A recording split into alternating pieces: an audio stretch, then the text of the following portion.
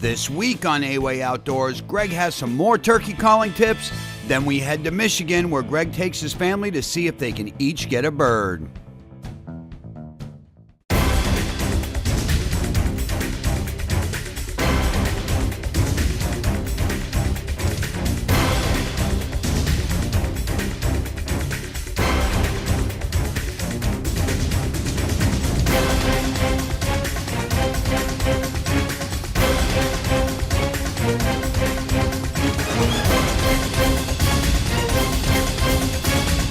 He is beautiful, Dad.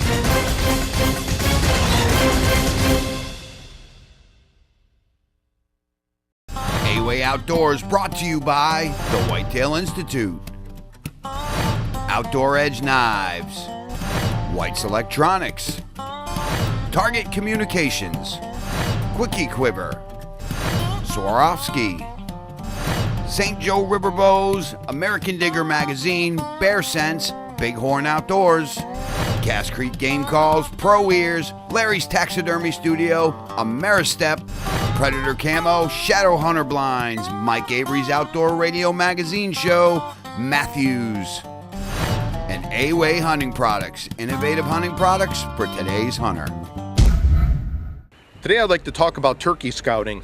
To me, that is the key to success. Now, once you've located maps that show your running water, your rivers, your creeks, or your satellite images, it's important that you go out and scout this on foot. And what you're going to look for, ultimately, again, is the roost. But first we need to find some sign, make sure there's a lot of turkey in the area, huntable numbers. Tracks is what I like to key in on the most. When we hold the Turkey Tech University, people come from all over the country, and we usually take about 25 people. We go in the woods and we scout, and I show them how to read the sign, how to tell what time birds are coming through from their tracks, just things that I've learned over the years. Tracks will tell you a lot, and I'll look at the people that are looking down at the tracks, and I know that's a person who's thinking. Sometimes I'll see people that just say, oh yeah, a turkey's been here, and they walk on. Boy, you're missing it. Tracks will tell you, number one, if the gender of the turkey. Is it a gobbler? Is it a hen? The track of a gobbler is probably about 5 inches long, whereas the track of the hen is maybe a little over half that size. It also tells you what direction they're traveling in and where they're coming from. And I want to know these things because when I take someone out hunting, I've got plan A, which is the roost bird. If that don't work out, I've got plan B, where I might need to get to a certain spot where I know they're going to pass through. Maybe not at first light, but maybe 9 a.m. or 8 a.m. That's my plan B bird. Plan C bird might be dusting bulls, where it's late morning, early afternoon. Plan D might be calling down into the river bottoms where they're hanging out during the day to cool off.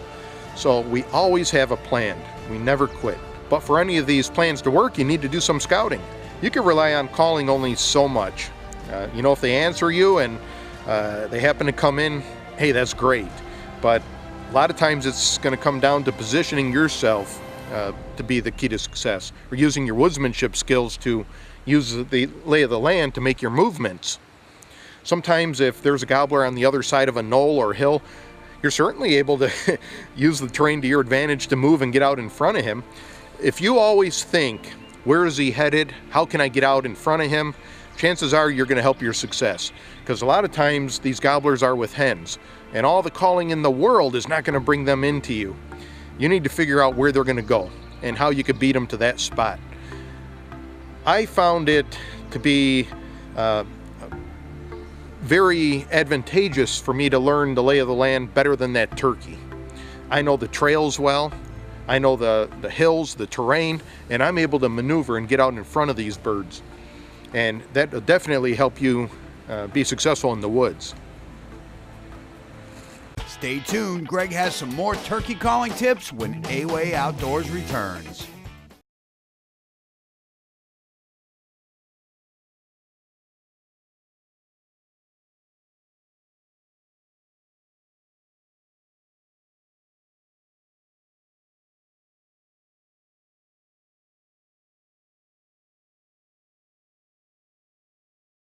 Closed captioning for A-Way Outdoors brought to you by this fine sponsor.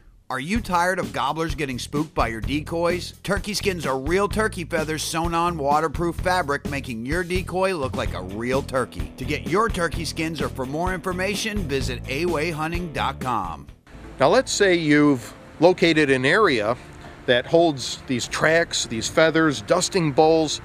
You know you're darn close, but you just not found the roost. A trick that I've often used is, let's say it's before the season. What I'll do is I'll go out before daylight. I'll set up maybe 100, 150 yards away from a river where I've seen a lot of tracks and turkey sign. And I won't take any calls with me. Leave them home. You do not want to educate the birds. Wear camouflage from head to toe. Just sit up against a tree and listen. When it comes daylight, that turkey's going to talk without you saying a word. He naturally wants to attract hens, so he's going to gobble from the roost. Pay attention to what direction that gobble comes from. If it's coming from back here, okay, try to locate which stand of trees it's in.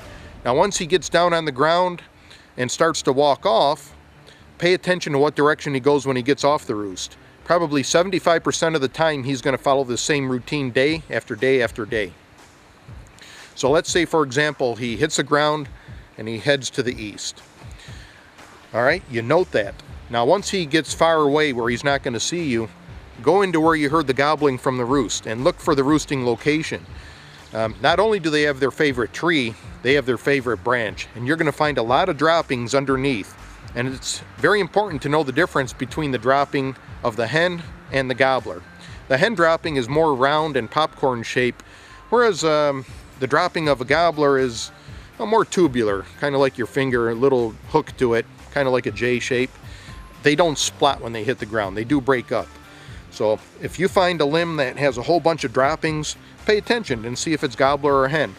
And walk along the tree line, because it's going to tell you how many birds are in this group. You're going to be able to see different piles of droppings, and there might be a big flock of birds there, or there might be several gobblers. And you know, if you're hunting with a partner, that's good to know, because you might be able to double up.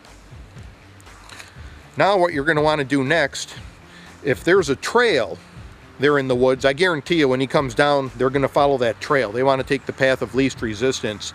Just go and confirm it. Make sure you see some tracks on the trail.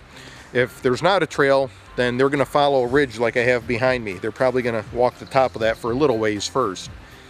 But if there is a trail, set up maybe 80 yards from there, from the roost, walk down there and find a tree that breaks your outline, one that's larger than your shoulders, and maybe put some debris in front of there, some fallen logs and branches. Build yourself a little blind, or you could set up some netting.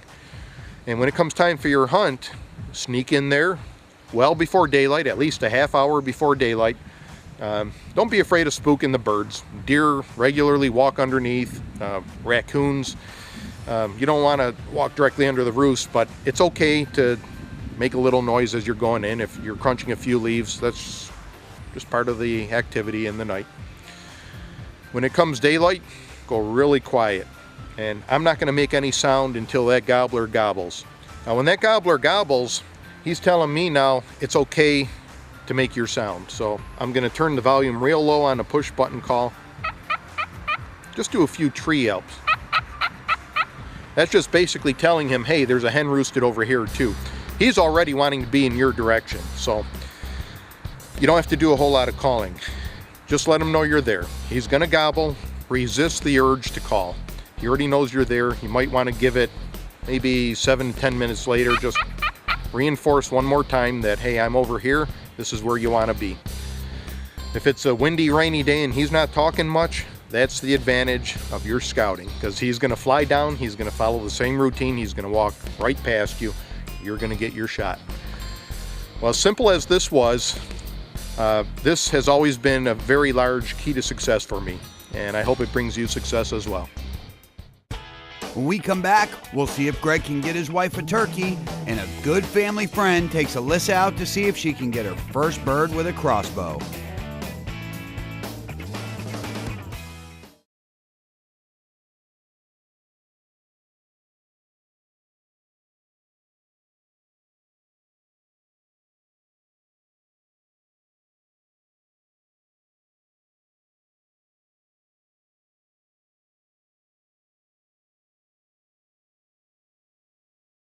Closed captioning for A-Way Outdoors brought to you by this fine sponsor. Outdoor Edge offers the highest quality hunting knives, combo sets, and butcher kits. Each knife holds a razor's edge to make field dressing and home processing easier. Ask your dealer for Outdoor Edge knives or visit our website at OutdoorEdge.com. This was going to be our big day turkey hunting. I was taking out my wife Kim, my daughter Alyssa, and our neighbor Tammy Wagner. And Kim and I were going to be in one blind with the camera. Tammy and Alyssa were going to be in another blind.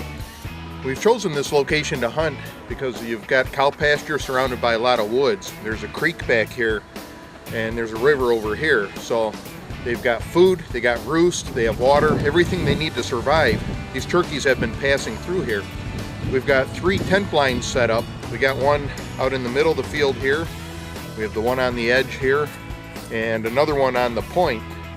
And these turkeys, they keep going to different locations, so we're gonna have to kind of play it by ear and a little bit of luck and a little bit of guesstimation, and hopefully we pick the right spots.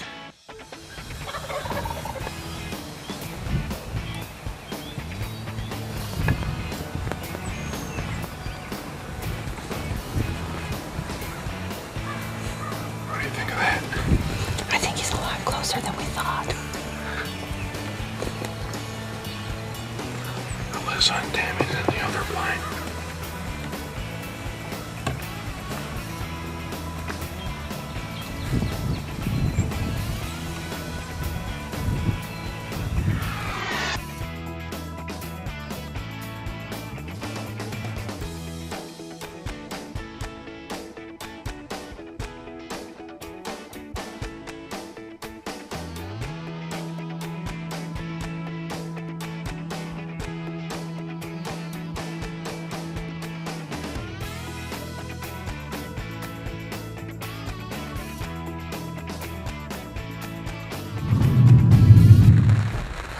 Good group coming out over by Tammy and Alyssa.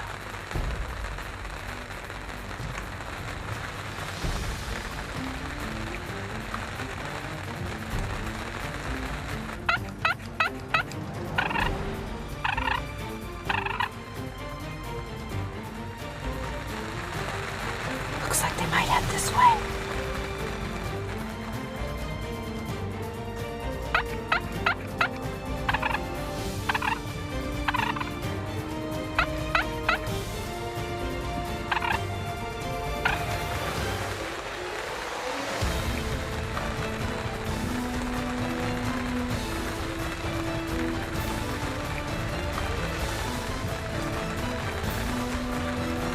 Golly, that's a long shot.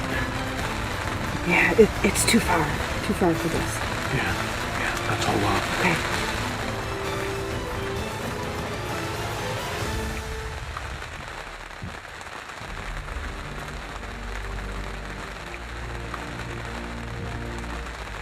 There's turkeys in the decoys by Alyssa now.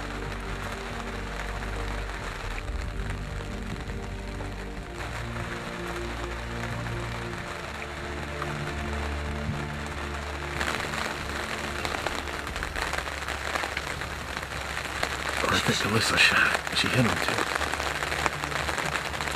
Kim, do you think we should go get him? I don't think so, Les. Let's just wait here. Okay? Let's give it a chance. Let's give it a chance. Good job, girl. You got him. Good job. Thanks. Okay, there they go. So he's flying back there by that tree. Yeah. Oh. Sticking together, aren't they? The two Jakes. He's down. He's down. He's still flopping, but he's down. Good job. Proud of ya. First turkey with a crossbow. Turkey and a deer. Good job. Thanks. Right. Well, that was a great thrill for both Greg and I to watch Alyssa take a bird with her crossbow, especially. It was awesome. We were so excited for her. Greg then told me the other Jake was out there beating up the one Alyssa had shot, and so Greg said, well, let's just wait. Let's not get out and get on that other bird yet. This other one may still come by in order for you to get a shot at. So we waited, and it was probably about 15 minutes. He kept circling that other bird that was down, circling, and he'd get out a little further each time, and then he decided, well, I guess he's not coming with me. I'll move on. and he came over. He was very undecided as to which side of our blind he was going to go on, so it was making it hard on us to decide what window am I going to shoot out of, where's the camera going to be. Oh, look at the Jake. It's going towards Brian's blind. Yeah, I wonder if she's gonna get close enough. Oh, I hope. The other Jake's coming. I think I'm gonna have to take a shot right out this window.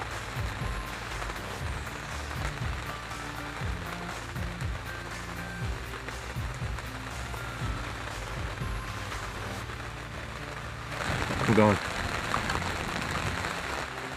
That Jake's not going to get any closer. You're going to have to take him now. Okay.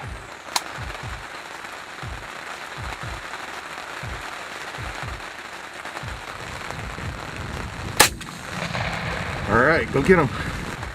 I got him. He's down.